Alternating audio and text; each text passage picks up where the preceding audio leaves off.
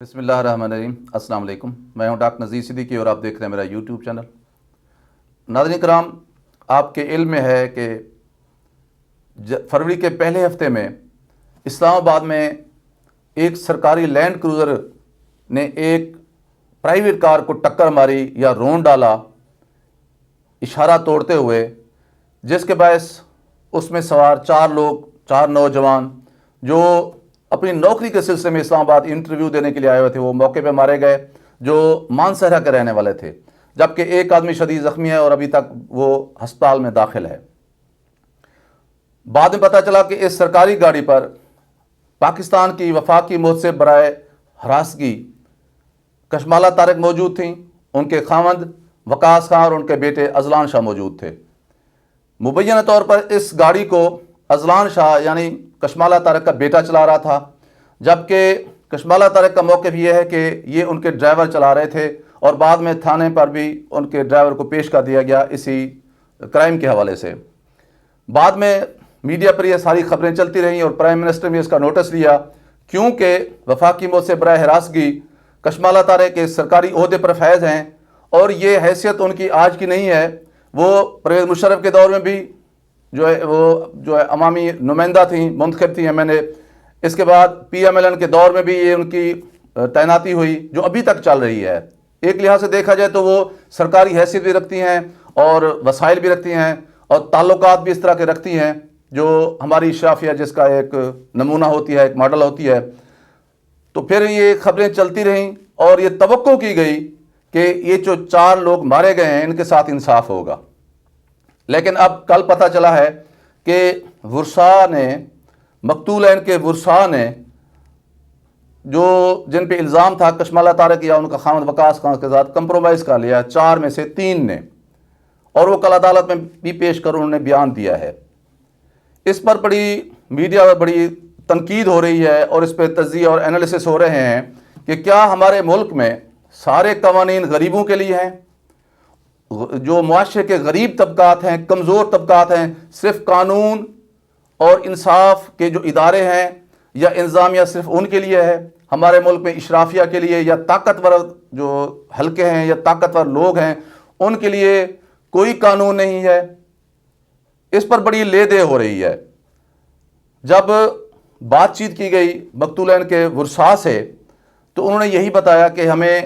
چاہے وہ پولیس ہو چاہے انتظامیہ ہو، ہمیں سب نے یہی باور کروایا کہ جو کچھ ملتا ہے لے لو، یہ اتنی اثر و رسوخ رکھنے والے لوگ ہیں کہ آج تو تمہیں یہ پیسے دے رہے ہیں، بعد میں ان کی جو ہے نا ابھی انٹرم بیل ہے، پھر یہ بیل کنفرم بھی ہو جائے گی، پھر کیس چلتے رہیں گے کئی سال، پھر یہ بے گناہ بھی ہو جائیں گے اور پھر تمہارے ہاتھ میں بھی کچھ نہیں آئے گا، کیونکہ ہم غریب لوگ ہیں اور ہم پچھلے 14-15 دن سے یہ دیکھ رہے ہیں کہ ہمارے ساتھ نہ تو پولیس تعاون کر رہی ہے، نہ انتظامیہ تعاون کر رہی ہے، نہ ابھی تک یہ طے ہو سکا ہے کہ اس گاڑی کی ڈرائیونگ جو اس وقت بندہ کر رہا تھا وہ اذلان شاہ تھا کشمالہ طارق کا بیٹا یا ان کا ڈرائیور تھا۔ جب اس حد تک اندھیر نگری ہے تو پھر ہم نے بامر مجبوری یہ مناسب سمجھا ہے کہ ہم بارگیننگ کر لیں، تو اب اسے دھون سمجھیں، دھمکی سمجھیں، پیسے کی طاقت سمجھیں یا پیسے کی چمک سمجھیں، یا ایک غریب کی یا کمزور آدمی کی یا کمزور طبقات کی آپ مجبوری سمجھیں کہ بامر مجبوری ان لوگوں نے یہ سمجھوتا کر لیا ہے۔ یہ ایک اکیلا سمجھوتا نہیں ہے، یہ ہمارا جو سسٹم ہے، جو ہمارا جسٹس کا، جو ہمارا کرمنل کا جو سسٹم ہے، یہ اس کے منہ پر ایک جو ہے زوردار تماچا ہے، اور یہ پہلی دفعہ نہیں ہو رہا۔ یہ آپ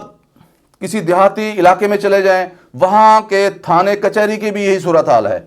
خدا نہ خواستہ اگر کسی بڑے آدمی سے کوئی نقصان ہو جائے کسی غریب آدمی کا، تو پھر وہ پولیس اہلکار جو چھوٹے چھوٹے ہیں وہ بھی ورثاء کو باور کروا رہے ہوتے ہیں کہ یار آپ سمجھوتا کر لیں، صلح کر لیں، 4 پیسے مل رہے ہیں، اور پھر یہ ہے کہ انہیں پتہ ہوتا ہے کہ اگر ہم سچ کریں گے، میرٹ کریں گے، انصاف کریں گے تو پھر ہمارا تبادلہ ہو جائے گا، اور اگر ان کو سزا ہو گئی بڑے لوگوں کو جب یہ چھوٹ کے آئیں گے تو پھر ہماری نوکری بھی جا سکتی ہے، کیونکہ یہاں سفارش چلتی ہے، یہاں کرپشن چلتی ہے، یہاں میرٹ کی پامالی ہوتی ہے، یہاں پیسہ چلتا ہے، یہاں اثر و رسوخ چلتا ہے، یہاں غریب کی کوئی نہیں سنتا۔ تو میرا نزدیک یہ ریاست کے لیے ایک سوالیہ نشان ہے، ایک چیلنج ہے کہ اگر ایسے حادثات ہوں جس میں ایک طرف بڑے امیر اور جو ہے طاقتور لوگ ہوتے ہیں، دوسری طرف غریب اور وسائل سے محروم لوگ ہوتے ہیں، تو وہاں ایسے کمزور لوگوں کو وارث بنانے کی بجائے، مدعی بنانے کے بجائے ریاست کو مدعی بننا چاہیے، تاکہ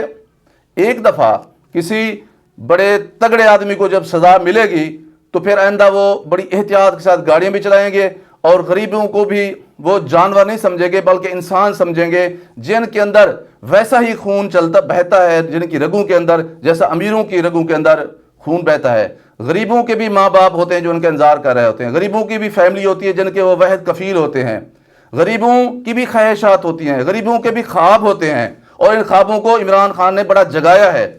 اب وقت آ گیا ہے کہ میں سمجھتا ہوں کہ نیا پاکستان میں جس طرح عمران خان صاحب نے لوگوں کو خواب دکھائے، قوم کو جگایا، بیداری کی کڑوا لی پورے معاشرے نے، ان کی ذمہ داری بنتی ہے کہ ایسی قانون سازی کی جائے کہ جہاں اس طرح کے واقعات ہوں کہ جہاں غریب مارا جائے، غریب کے ساتھ ناانصافی ہو، تو وہاں بجائے اس کے ورثاء جو کمزور لوگ ہوں، جو وسائل سے محروم ہوں، جو اتنے بڑے تگڑے وکیل نہ کھڑے کر سکتے ہوں، ان کے مقابلے میں ایک ریاست جو ہے نا وہ مدعی بن جائے، تاکہ جو ایک ظلمت کا روپ دھارنے والا ہمارا طاقتور طبقہ ہے اس کو قرار واقعی سزا دی جا سکے۔ صرف ایسا کرنے کی صورت میں ہی ملک سے اس قسم کے کرائم کا اگر خاتمہ نہیں ہو سکتا تو کم از کم انہیں کم سے کم ضرور کیا جا سکتا ہے۔